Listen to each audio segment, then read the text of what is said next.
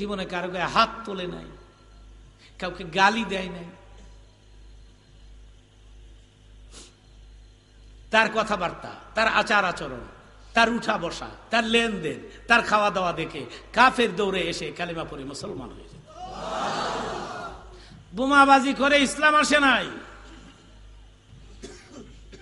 এই দেশে কারা বোমা মারলো এদেরকে চিহ্নিত করতে হবে, ঠিক কিনা?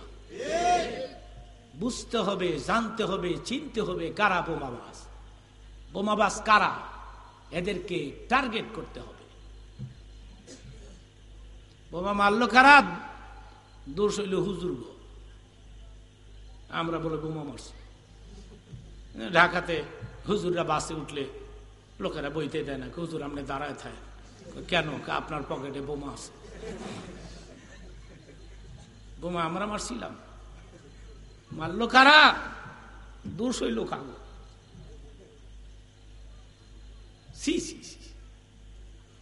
বোমাবাজি করে ইসলাম কায়েম করতে চাও। ইসলাম কেমনে আছে তাহলে শোনো, কেমনে ইসলাম আসলো। হাদিসের মধ্যে আসছে, মসজিদে নববীর মাঝখানে দাঁড়ায় একদিন এক ইহুদি দাঁড়াইয়া স্ট্যান্ডিং পজিশনে পেশাব করতেছে, দাঁড়াইয়া। যুবকদের সংখ্যা মাহফিলে বেশি দেখাচ্ছে, মারহাবা বলে। কালকেও দেখলাম শ্রীমঙ্গলে যুবকদের সংখ্যাই বেশি, সব ইয়াং। এরা আমারে, যুবকেরা আমারে লাইক করে, ভালো লাইক মানে পছন্দ। শুধু সিলেট না, বাংলাদেশের যে কোনো ডিস্ট্রিক্টে যায় আমি বুঝি না, জুয়াইনারা বেশি আই। এরা আমারে পছন্দ করে, এরা আমারে ভালোবাসে। তোমরা আমাকে ভালোবাসো, আলহামদুলিল্লাহ, আমি শুনে খুশি হইলাম। তোমাদের জন্য দোয়া করি, তোমরা ভালো, দেশ ভালো। তোমরা ভালো না, দেশ ভালো না, ঠিক কিনা বলো? তোমাদেরকে সলিড মুসলিম হতে হবে, একজন পিওর মুসলিম, একজন ভালো মুসলমান হতে হবে তোমাদেরকে। হে যুবক, তুমি একজন ভালো মুসলিম হও। কলমা জানো? কলমা তো হিন্দুরাও জানে। আমার জন্মস্থানটা হিন্দু এলাকায়, ঢাকা সোনারগাঁ। এক হিন্দু একদিন আমার লা ইলাহা ইল্লাল্লাহ মুহাম্মাদুর রাসূলুল্লাহ। আমাকে মাশাআল্লাহ, কবে হইছ? ওই নাই। আমি তো কলমা দি কইলা, কয় মিলিটারিতে যে পিটাইতো ওই সময় মুখস্থ করছিলাম। টাইট রাখছি, কারণ বলা যায় না কবে আবার স্টার দেওয়া লাগে। তো কলমা জানেন, এতে হিন্দুরাও তো কলমা জানে, তুমিও জানো। এবার একসাথে বলেন তো জোরে, জানার নাম মুসলমানি না মানার নাম? জানি তো সবাই, মানি কয়জনের রে ভাই? আইয়ুহাল্লাযীনা আমানু উদখুলু ফিস-সিলমি কাফফাহ। ইসলামের সুশীতল ঝান্ডার নিচে কমপ্লিটলি ঢুকে পড়ো, পুরাপুরি ঢুকে পড়ো। ইসলামের কিছু কথা মানবা, কিছু কথা মানবা না, তা হবে না, তা হবে না। ডাক্তার সাহেব ডিসপেন্সারির সামনে সাইনবোর্ডে লিখেছেন এখানে যাবতীয় সকল প্রকারের ঔষধ পাওয়া যায়। একজন গিয়া কয়, ডাক্তার পেটের ব্যথার বড়ি আছে? এখন নাই। এই ক্যান্সার রোগের ইনজেকশন আছে? এখন নাই। আপনি লেখছেন কি? যাবতীয় সব ঔষধ পাওয়া যায়। আমি অহনি দুইটা পাইলাম না। সাইনবোর্ড নামায়া কাটেন, কাইটা লেখেন কিছু কিছু ঔষধ পাওয়া যায়। কালেমার সাইনবোর্ড লাগাইছো তুমি, কিন্তু তোমার জীবনে কালেমার বিধান নাই, কালেমার হুকুম নাই। তাহলে তুমিও সাইনবোর্ডটা নামায় দাও, নামায় লেখো আমি কিছু মুসলমান, কিছু কাফের, ঠিক কিনা? আর না হয় মুসলমান হলে পিওর মুসলিম হও, একজন ভালো মুসলমান হও। চিল্লায় বলো মারহাবা। বসে বলো, বাবা আমার দিকে চলে আসো, এখানে আমার কাছে এসে বসো। মানুষ হুজুরদের কাছে আসতে চায় না দুই কারণে। হ্যাঁ, এদিকে চলে আসো, তোমরা আমার কাছে চলে আসো, অসুবিধা নাই, চলে আসো। মাঝখানে গ্যাপ আছে, তোমরা এসে বসে যাও, বসে যাও। আমি আমার ওয়াজের পরে আমার মনের আবেগ দিয়ে, তোমরা যখন এতই ভালোবাসো আমাকে, কত ছেলেরা আমার কাছে যায়, হুজুর আমি আপনার ভক্ত, আপনার ভক্ত। কত টেলিফোন আমার কাছে, হুজুর আমি আপনার ভক্ত। তোমরা যখন আমার ভক্ত, তাহলে আমি মন উজাড় করে, আমার মনের আবেগ দিয়ে, আমি আমার চোখের পানি ছেড়ে ছেড়ে ছেড়ে ছেড়ে তোমাদেরকে মুনাজাত দিয়ে দোয়া করে দিব ইনশাআল্লাহ। আমার মন খুলে বসে পড়ো, তোমরা জায়গা নিয়ে বসে পড়ো। আমরা জান্নাতের ভেতরে বসে আছি, সুবহানাল্লাহ বলে। কোথায় বসে আছি ভাইরা? আমার মা বোনেরা, মহিলাদেরকে বলছি, আপনারাও, মাইকের আওয়াজ যাচ্ছে চারদিকে, স্পষ্ট আওয়াজ যাচ্ছে, আপনারাও নিজ নিজ জায়গায় বসে আমার কিছু কথা শুনুন। আমি আপনাদেরকেও কিছু নসিহত করবো না ইনশাআল্লাহ।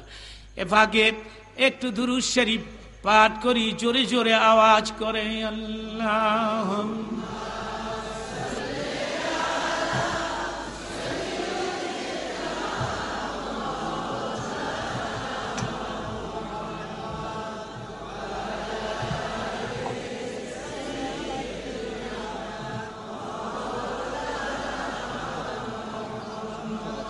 চমৎকার। আচ্ছা, আমার দিকে তাকান বাবার, আমার দিকে তাকাও।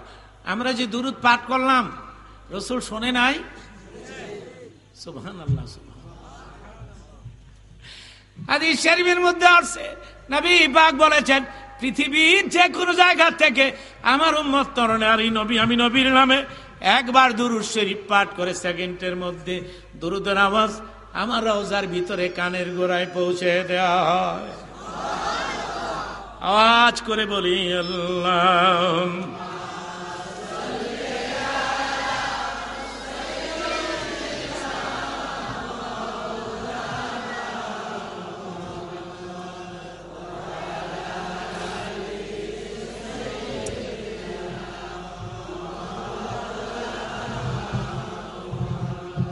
আরো জোরে আল্লাহ।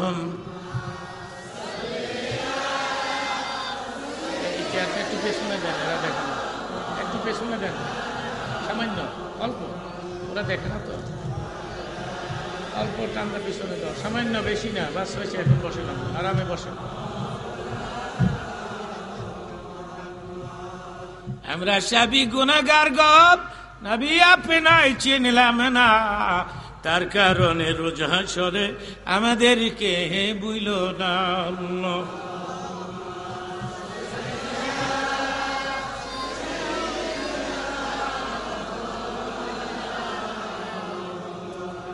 মাশাআল্লাহ, মারহাবা।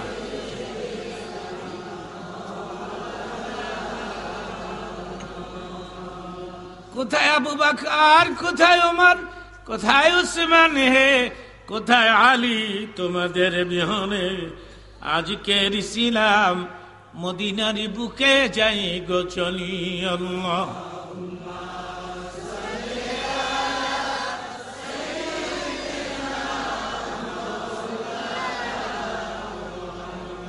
হ্যাঁ,